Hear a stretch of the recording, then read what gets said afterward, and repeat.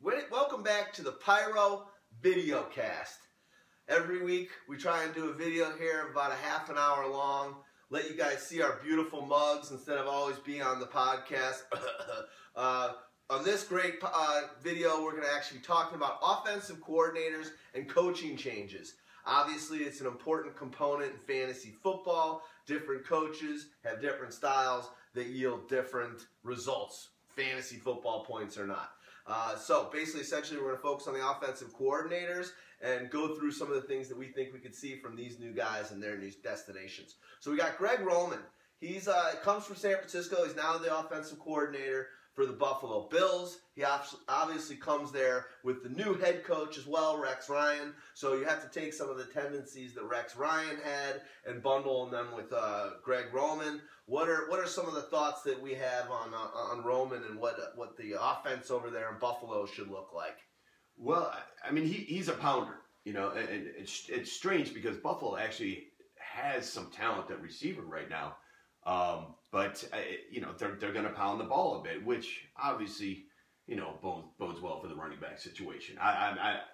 I'm a little disappointed. I don't want to say disappointed, but I'm skeptical on what's going to happen with the receivers there. You know, they have the talent to put up some major fantasy points. But I mean, we'll see. We'll see if he changes things to fit the you know, the talent around them or whatever. But I mean, it's a somewhat easy schedule for Buffalo this year. So they'll have the opportunity to do what they want. I want to see what happens in preseason to see if he opens things up a little bit more. I don't think he's going to open up things a whole lot more. I think Sammy Watkins will be the one guy that'll shine as far as the wide receivers, but I don't think you're going to get a whole lot out of the rest of the supporting cast there, Percy Harvin included, even as weirdly as Rex Ryan wants to use him. I think with Greg Roman, what you have is a nice blend, right, where he actually is very similar to Rex Ryan. So Rex Ryan always wants to have the hardcore defense, which he has in Buffalo, and he wants to run the ball and control everything, and that's why he's got LaShawn McCoy. Yeah. I mean, Greg Roman might be the offensive coordinator version of Rex Ryan. Power run scheme. They're both kind of chubby in the face, and you don't really know what's going on there. I don't know what their fetishes are. Multiple lap answers? I don't know how their fetishes align, but I assume they're pretty similar. So what they're going to do is they're going to run the power run scheme, and LaShawn McCoy is going to see his boatload of carries, and they've got, you know, other backs who will be in complementary roles. Fred Jackson and, you know, potentially Anthony Dixon with his size, and, you know, Bryce Brown. They've got like 4 other backs there as of right now. So hey, they're all going to get a little. Yeah. They're all going to get some love in this scheme. So well, is McCoy a great ground and pound type of running back? Do you think if you're giving that guy that high volume and expecting him to do the workhorse back, which I think he's been able to do before, but without as much maybe out of the backfield and the catching, is he a target, a candidate for somebody that could get banged up pretty early? We've seen it before. Well, I mean, obviously he's not the biggest back in the world, so I mean, but I don't know. I mean, he may be injured a bit here and there during the season, but he can withstand a load.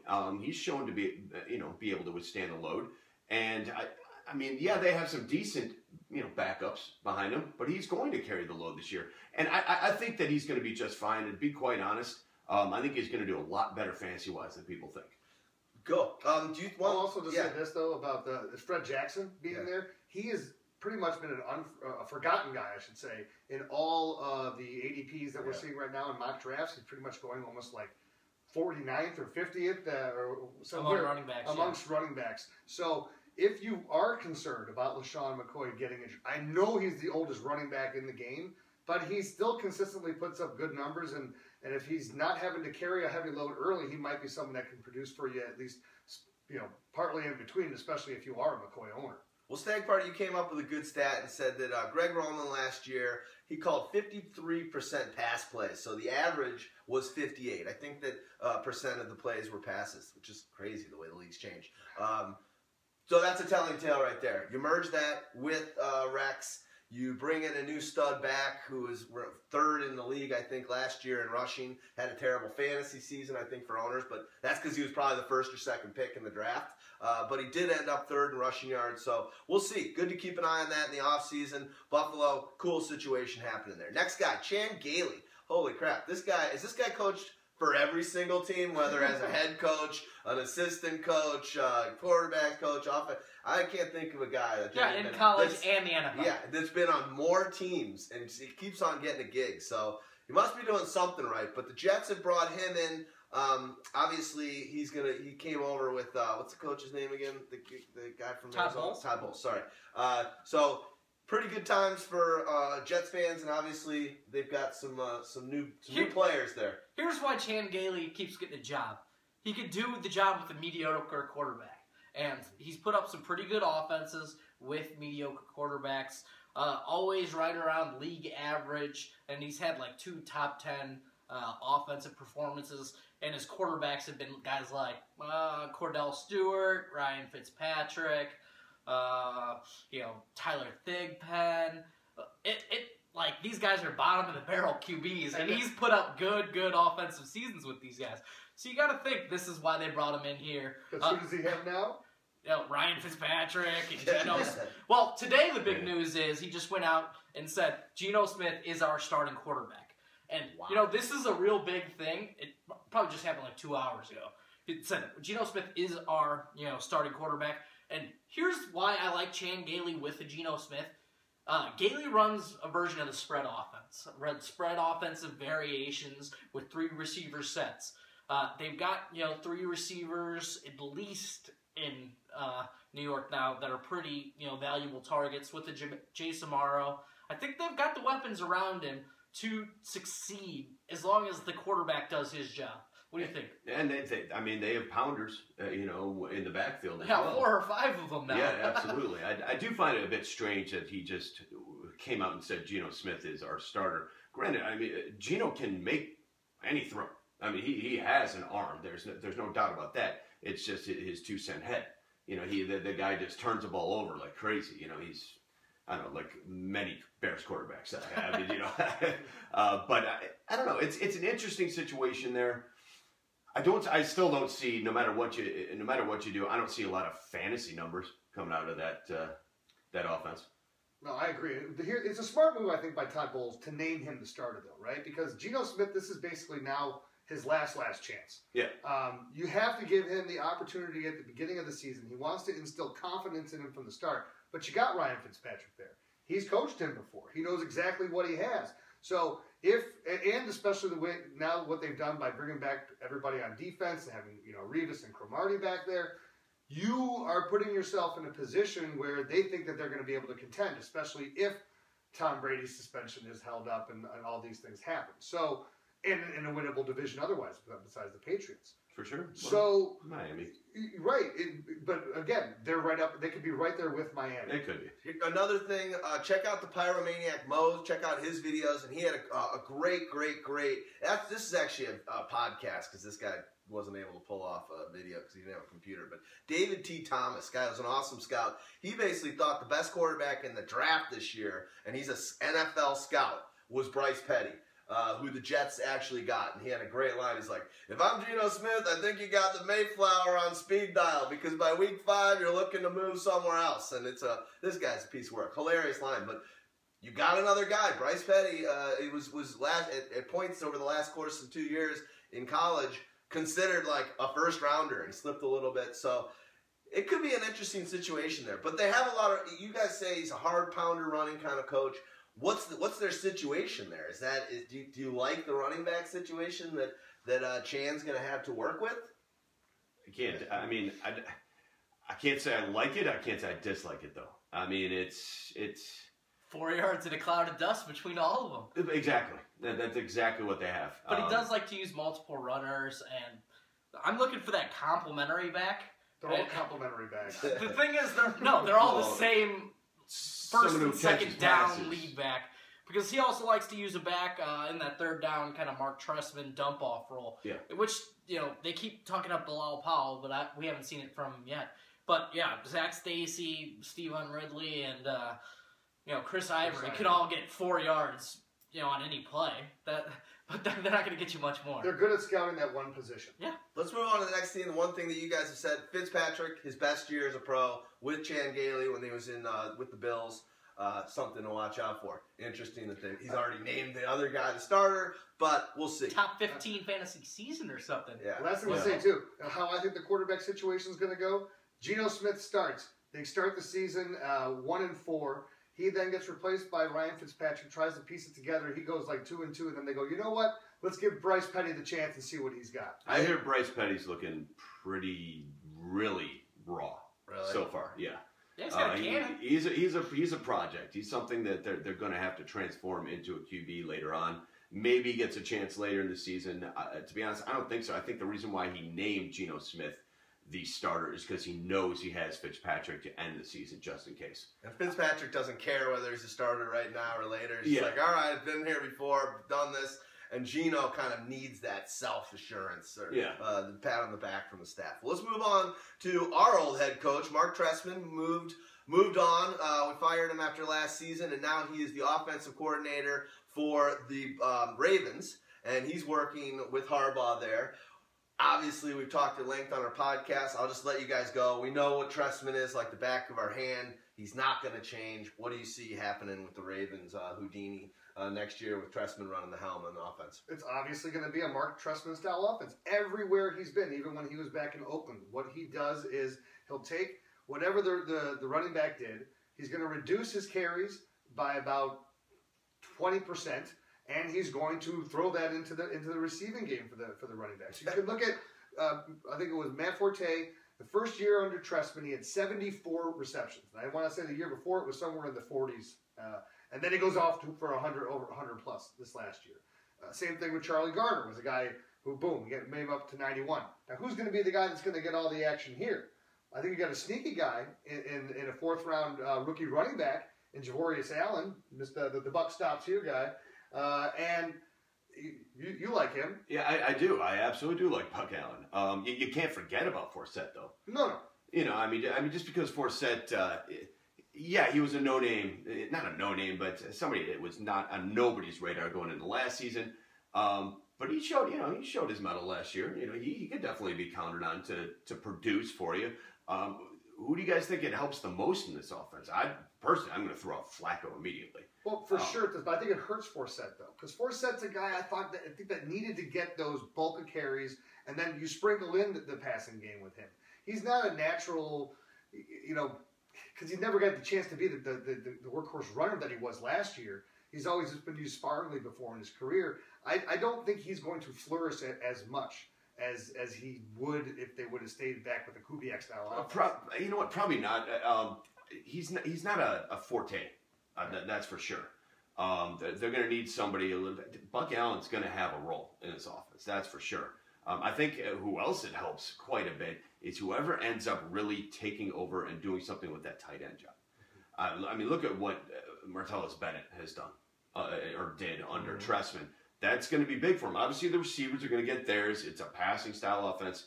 Perriman is going to rock. Obviously, as a rookie, they're going to love that there. Steve Smith, his career is just never going to end. And for the first 8 games. But I'll tell you, if Pitta comes on and is able to actually play, he'll get his share. And if not, they're going to go probably to the rookie. Max Williams. So.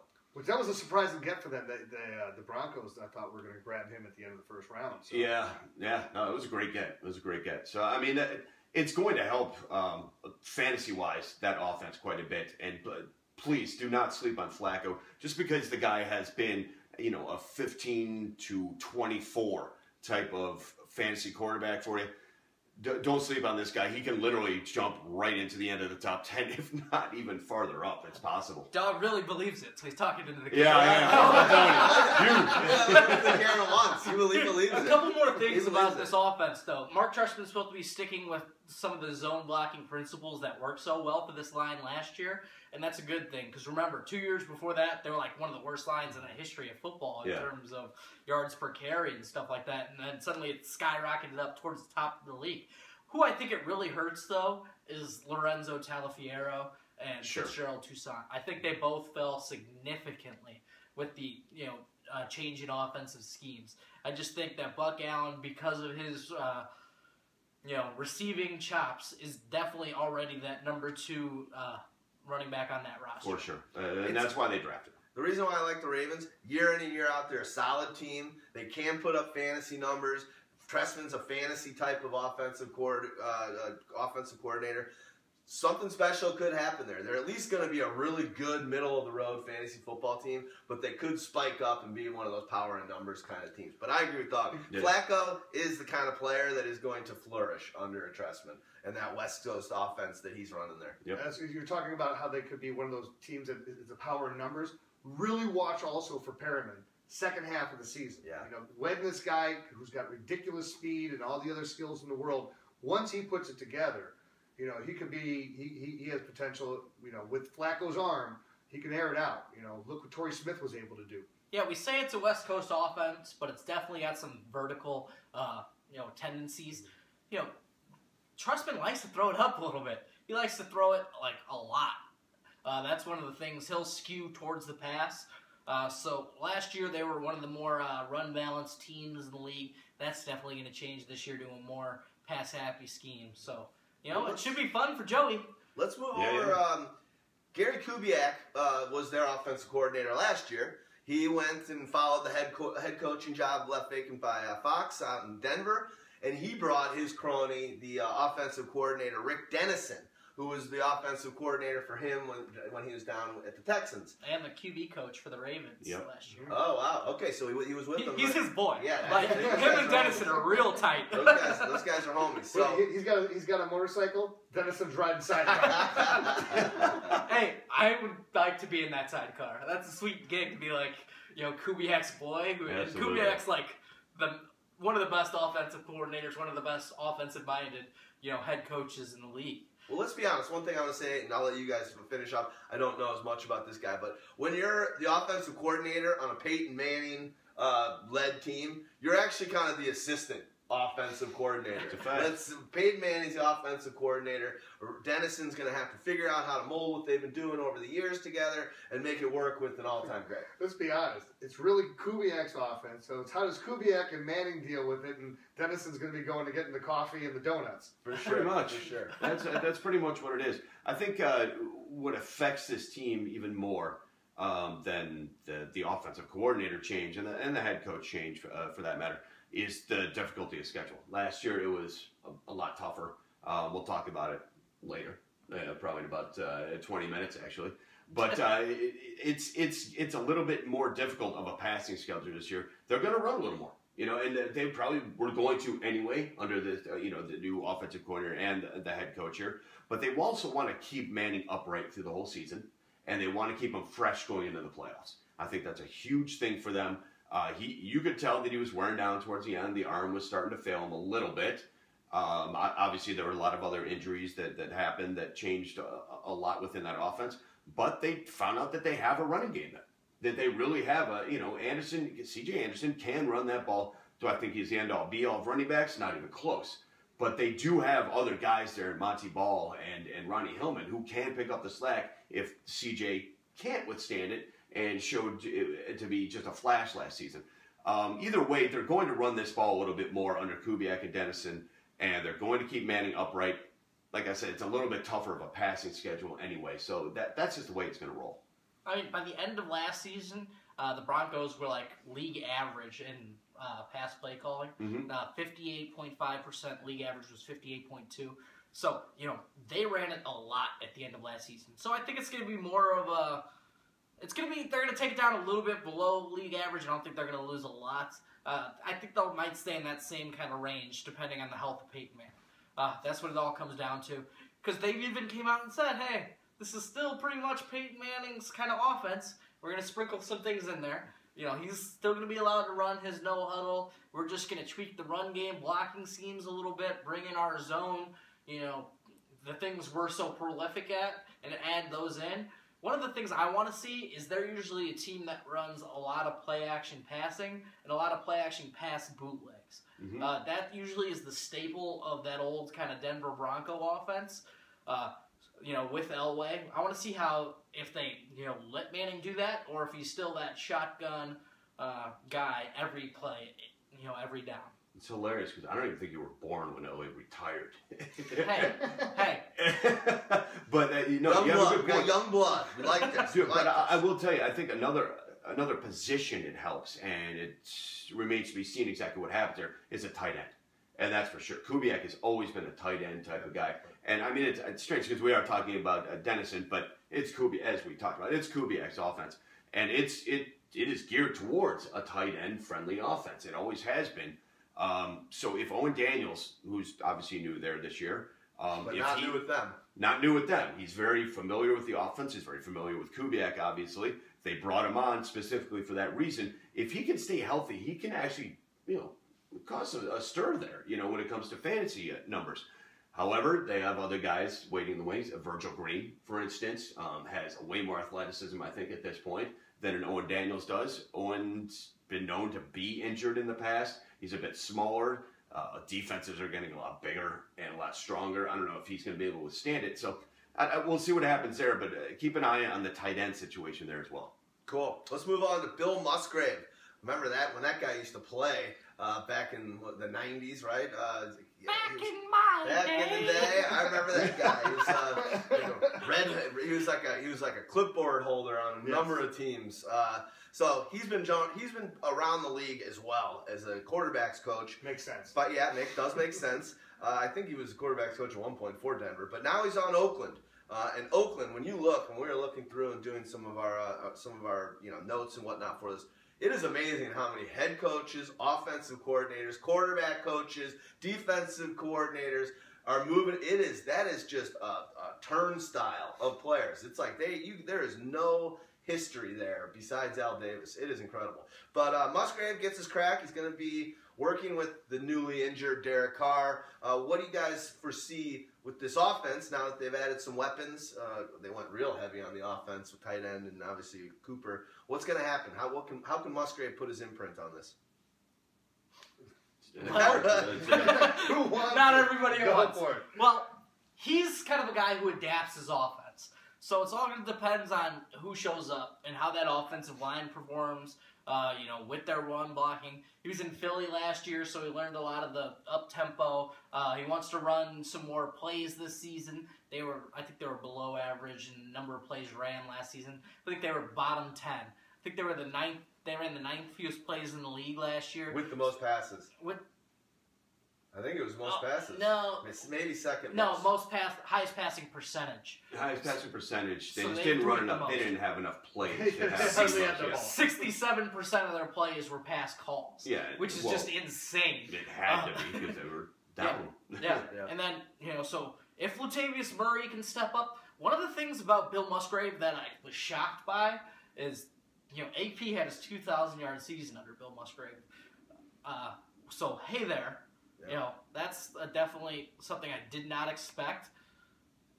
I would have loved to have been the offensive coordinator there because I think I could have Hand the ball off. been there for AP AP's left. 2,000-yard season. AP right. Yeah. AP middle. Let's move on from him and let's keep our eye on that. And Jack Del Rio and him obviously trying to put a mold, trying to put that more power, real tough guy, kind of stamp of football that really hasn't been around in Oakland lately. And so I think whatever they do, they're gonna play hard and they're gonna play a power style of football. And now they got the receivers actually to offset that and make some nice pass plays as well. Well, I also think that's one of the reasons why they were shopping around and trying to get other running backs. I think they're not quite sure if Latavius can handle a big load like that or do anything like. Great, the kid's talented as hell, and I've been on his jock for a year, ever since he was drafted, even before he was drafted. That was my guy. I'm a big fan of his, but he has shown to be an injury-prone fire. That guy is just. He's got all the talent in the world. He just needs to stay on the field. But they just needed to bring in other running backs to make sure. If he can handle the load, he's going to be a gem for wherever you grab him. But just be wary of the situation. The guy has not stayed healthy yet. Funny to know, though, because there was a lot of buzz a month or two ago about the Raiders really being interested in AP. And I was like, why would they do that? Makes sense. There you go. Because Musgrave's got a history with them. All right, let's move on to Greg Olson. Not Houdini's Greg Olson. This is with an O. This is he's the Jaguars coach, and you know, he's an old school type of guy. He's another guy that was with the Raiders. He was their offensive coordinator last season amongst a bunch of other coaches. What should we expect for the Jaguars with all that young talent and a new offensive coordinator? Well, I'll jump on this. Right? Yeah. Greg Olson's a guy, he's been with every team. I think he was with the Bears when they had Greg Olson. So they had to do with Greg Olson. So he hasn't really done anything spectacularly, though, since he was with the Rams when it was, you know, back when Bolger was having his good season. So this is that's a long time ago. The Greatest Show on Turf Part 2. And that was still, you know, that was the Mike Martz offense. Yeah. Right. That he was just, you know, shining up real nice. Yeah. Look what he did. You were just talking about what were the Raiders last year on their offense? He was the guy that was calling the offense on that team last year. So, you know, this is one of those things to me that I look at as, if I'm a Jaguars fan, I got to be kind of flummoxed by this. Like, we have all this young talent in the world, and we're bringing this guy in to cultivate that talent. I mean, there's not that proven track record of ultimate success there. So, I'm not as happy about that if I'm a he must be an old Gus Bradley crony or something. Well, I mean, who would you say it benefits fantasy-wise? I'm going to throw I'm going to throw out Bortles first of all. Second of all, a young guy who didn't quite get the playbook last year. I think they threw too much at him. Marquise Lee. That kid can play. That kid can really play. And if they're chucking that ball around, any of their receivers. Yeah, any of the receivers. But Allen Robinson's ADP is pretty high, though. Exactly. Allen Robinson's ADP is pretty darn high. People are drafting, I think, a little bit too early. Who knows on that? But he also has his injury past a little bit. He's not a full.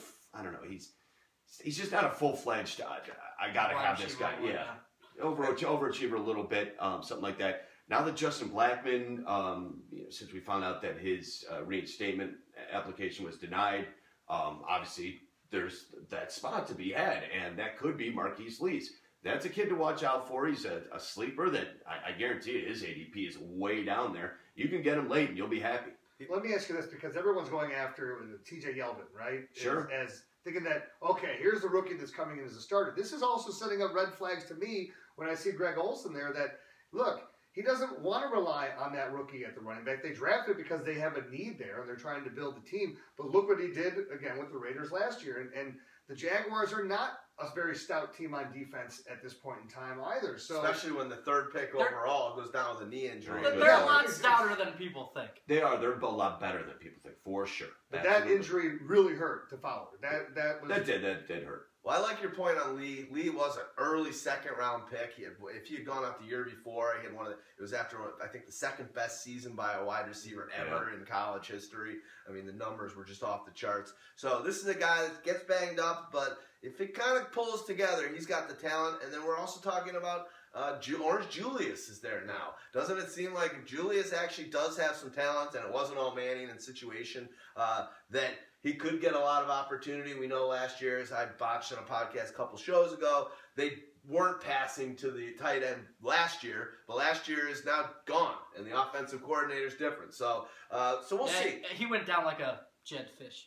Oh. He was the scapegoat. They're like, we were terrible. We're always terrible. Get out of here, offensive coordinator. It's your fault. You gave him too much. So now they're apparently, scaling back what they're giving Bortles, and they're scaling back what they're giving all these young players, and they're scaling back the playbook a little bit and giving it to them in chunks. So hopefully with the full off season, and they can get some things going. But it's all going to come down, in all honesty, to the strength of that offensive line. And I don't know that offensive line has any strength. Yeah, it was just plain and simply just awful last year. They tried to help it a little bit, and it'll be better than it was last year. Can't be any worse. Yeah, no, it really can't. The big thing is that they are scaling it back. They did put too much on Bortles.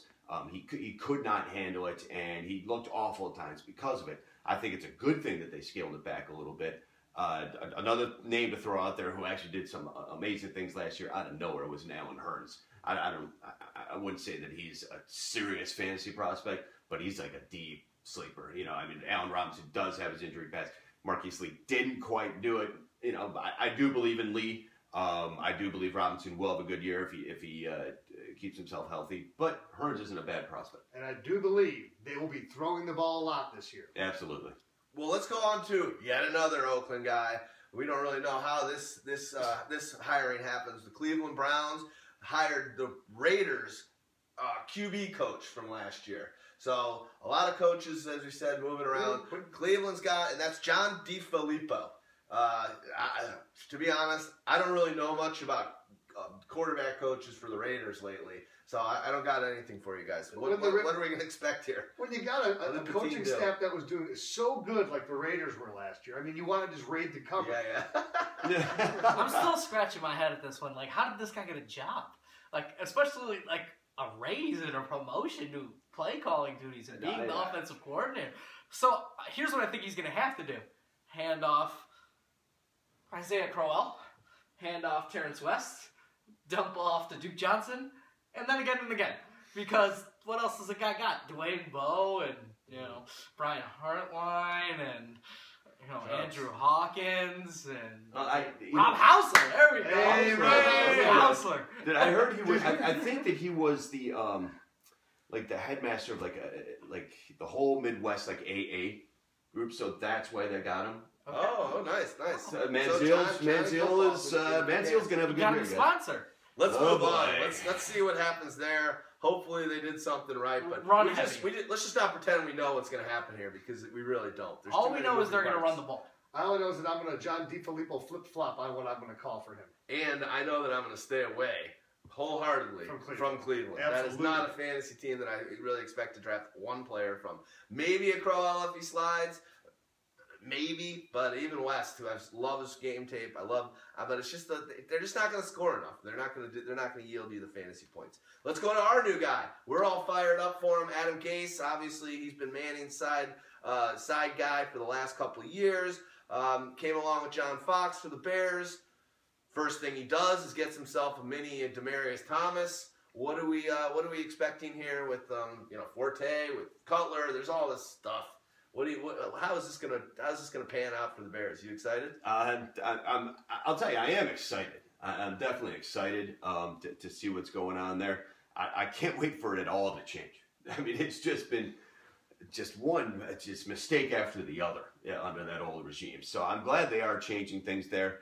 We'll see what Kevin can do there. I think he's a talent and a half. He's something that you can build around him and Jeffrey. If those two guys can blend into that offense correctly, and Forte gives us everything he can for the next 2 years until he's 31, 32, and we've used him to the bone, we should be able to get somewhere. It wouldn't shock me if the Bears made a push at the playoffs this year. I really don't think they will. I still think they have their defense needs some serious work. But when it comes to the offense and what Gase can do there, I mean, hey, he was just there. He probably learned a thing or two under, playing with Manning or coaching Manning or being around Manning or taking a piss next to Manning. Whatever it is he did next to Manning. I'm sure he learned a thing or two, and just bringing that to Chicago is fine with me. Can you imagine, having to coach up Cutler after you spent the last 2 years with Manning? Like, every day you're walking back, it's like, I hate this smug prick. I hate this guy. I'm like, God, how is this guy the most highest paid quarterback in the league? Why did I take this job? Thank God we're moving him after this year. Well, he took the job because he's sticking around with John Fox. And it'll probably be his heir apparent. Absolutely. Well, this is his chance to prove that. Yeah. Because the thing is, I don't think that we can be 100% certain what you're going to get out of him, because he was coaching Peyton Manning, which means that Peyton Manning was basically the coach on the field, and he's holding the clipboard, watching what Peyton Manning's doing, and just saying, good job, Peyton, I like that. You know what, maybe don't do that one next time. Yep. He's Captain Hindsight is who he is for Peyton Manning. So now he'll have his chance to run the show, but then you're going to go and say, look, it's still a John Fox run team. They are going to go back and reestablish the run. That's why they drafted the center, and they're really going to try to use more backs. That's why they drafted Jeremy Langford. They expect to have a dual back system, and I think what's going to happen is you're going to have great opportunities for play action pass there. That's where you take advantage of a guy's ridiculous ability, like a Kevin White, and then also a guy who also has amazing and show that he can make those deep passes as well. And Alshon Jeffrey with his amazing body control and hands. So they're going to be an offense that's going to be, we're going to come at you with run, but they're going to mix it up well, hopefully. And it'll be very interesting, though. To your point, that's the biggest key, right? How many offensive coordinators has Jay Cutler blown through since he's been here in town? It's got to be over 5. So, you know... More or what less. A prick. How does this guy keep getting these contracts? What are people thinking? They must just like having Kristen Cavallari around the clubhouse every once in a while or something. I guess, but that's his job now. If he can get him to do anything, kudos. The whisperer. The Cutler whisperer. Here's what I see. I see 45% run, 55% pass, under league average. They're going to throw it, a good amount. Whether Cutler's, having all those pass attempts all season, now that's something we can discuss a little bit later. But they're definitely going to use the play action pass and make easy reads. They're also going to give him vertical throws, something he likes to do. They're going to let him chuck it a little bit on those play action attempts. They're going to let him throw it down the field because he's got the receivers to do so. The guy I don't see how they're going to fit into this offense so well is Martellus Bennett. I think he's a big regression candidate unless they start moving him out to the outside in goal line situations and letting him play the Julius Thomas role. No, and I want to see that before I believe that. Agreed. You're right, though. Why do you think they were trying to trade Martellus? They still are. I know. He could be gone right now for all I know. Yeah. Good point. Good point. Well, it'll be good to. It'll be fun for us to check it out. I'm fired up. We got Kevin White, and he's looking like the best guy on the field right now. So be excited. Oh my God! I just got a glare off the. Sorry, people. I didn't realize this deep into this video.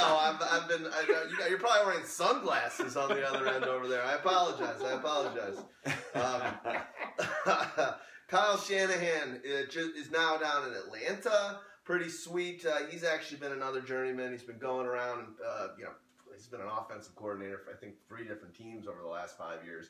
Yeah, exactly. But could be a great situation down there. They've got the talent to get stuff done. What are your expectations for Kyle Shanahan down in Atlanta? He got it from his daddy. No. Zone blocking scheme, which is going to do wonders for... You're a real bone woman once you bag that ass up. You got it, woman bone.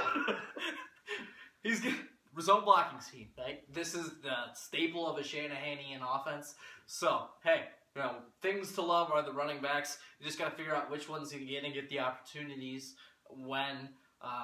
and then other things you got to like is he's going to highly target his number 1 wide receiver. Like... Pierre Garçon getting, 178? Yeah, it was insane. Insane numbers between all these guys he's ever had as his number 1 wide receiver. He's always force-fed them the ball. So, that's another reason. Julio was already getting that without him. Right. So he's going to get more for him. Yeah. Well, I think one of the better things is that he likes to control the ball, too.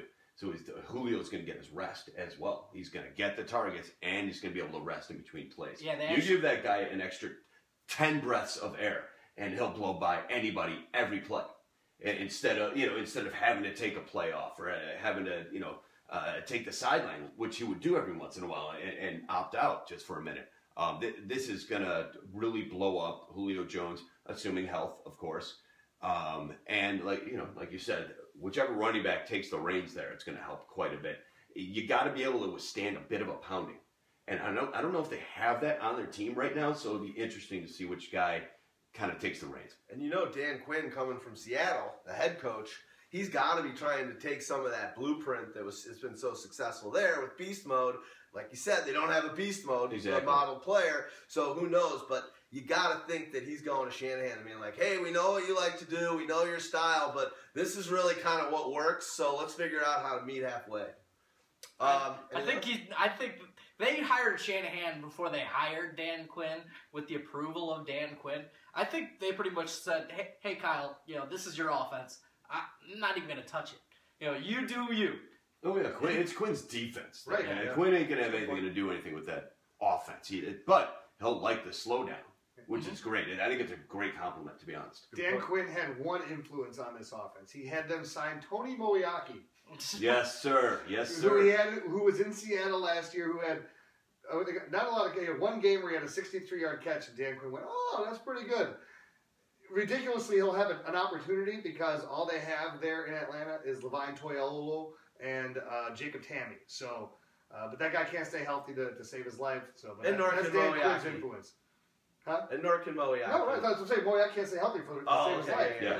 Gotcha. Right on. Well, it'll be fun to see whatever's going to happen after the years of Smith. What was the old coach's name? Mike Smith? Mike Smith. Oh, my God. Tough that name guy, to remember. That guy at the podium, he reminded me of our old coach. Robbie? No, the guy with the mustache. Wanstead. Wanstead. In practice, we nailed it all week. We were awesome against the Yep. practice squad.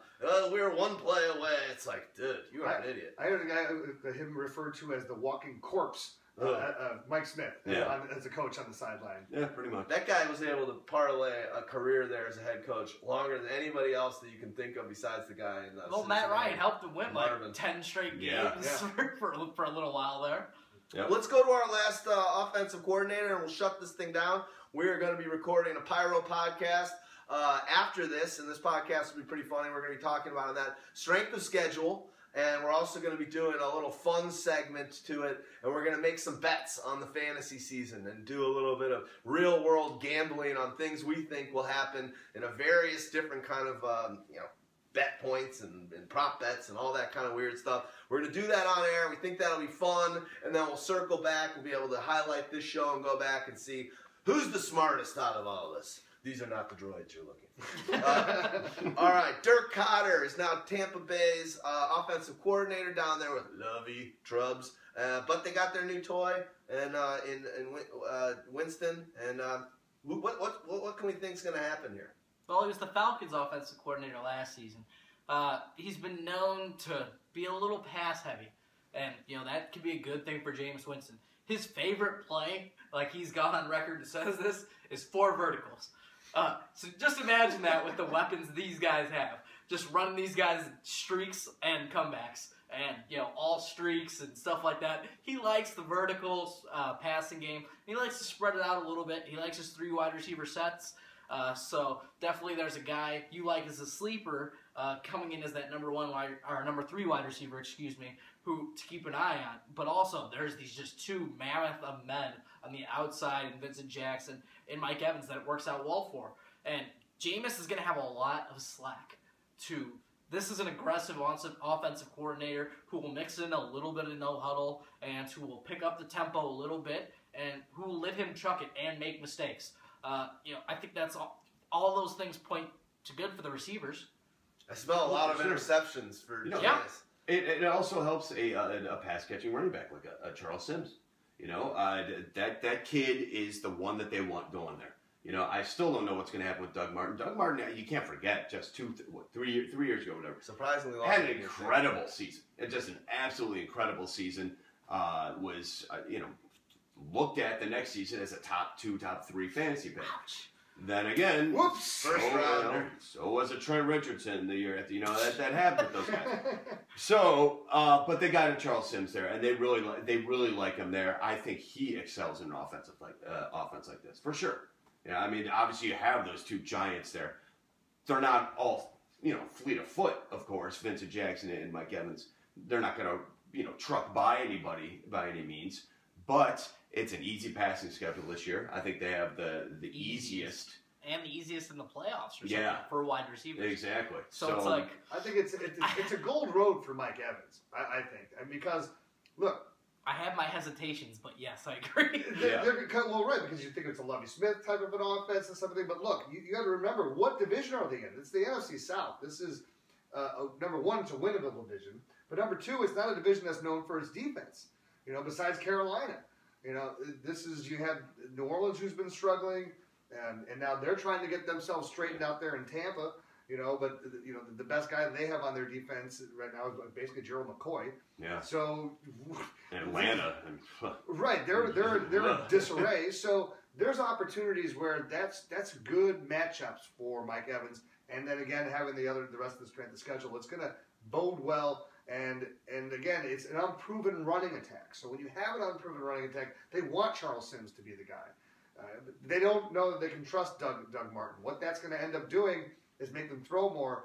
And Jameis is a lot better than Josh McCown and the other clowns that they had throwing the ball there last year. and it still made Mike Evans, who made them look good. And he's not scared. He's not scared to be checking down because he wants to, he's just going to let it all fly. He knows that he can have an interception. His leash is so long. Rookie season. So that guy is going to be, if that route tree that he's into for the deep route, he's just going to be chucking it. So it doesn't hurt having an athletic freak in Austin's Farron Jenkins, too. He's another tower. Yeah. So it's exciting for them. I think our last bullet on this one is spot on. Can Lovie Smith stay out of the offense? Big time. Stay away. Keep him out. Let people do what they're doing. You do your defensive thing. Keep the steady force for the franchise, but don't meddle with the offensive situation because you've done it before and it's not a good time. So hopefully, Dirk, welcome back. Cotter will be around for a while, and Winston will walk out.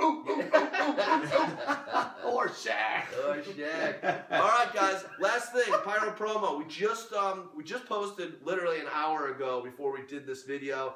We posted version 2 of our draft kit up to the website. Awesome update. Great stuff. Awesome work by all the people on the Pyro team. We're fired up. It's getting closer and closer to the actual season starting and the preseason starting and training and all of that. So pick that thing up. It's $20. If you buy it now, you'll get the version that comes out in June for free. You'll get the next version in July for free, the next version in August for free, and we'll even put one out at the beginning of September for people that have drafts right before kickoff day. But check it out. The thing is a lethal weapon of mass destruction. Your league does not want you to own this thing because it just gives you an unbelievable edge. So please pick that up. We work really hard on it, and you'll friggin' love it. So thanks for listening in, guys. Another Pyro Videocast here. This is going to be a part of our Pyro Pro offering that is going to be coming here in the next handful of weeks, and we're really fired up about it. It's a premium package for Pyro. Taking a little longer for us, as usual, to get it done, but once we get it, you guys are going to be fired up. Thanks, Dawgmaticå. Thanks, Stagg Party. You the man. Houdini. I'm T-Rex. We're Pyromaniac. Out.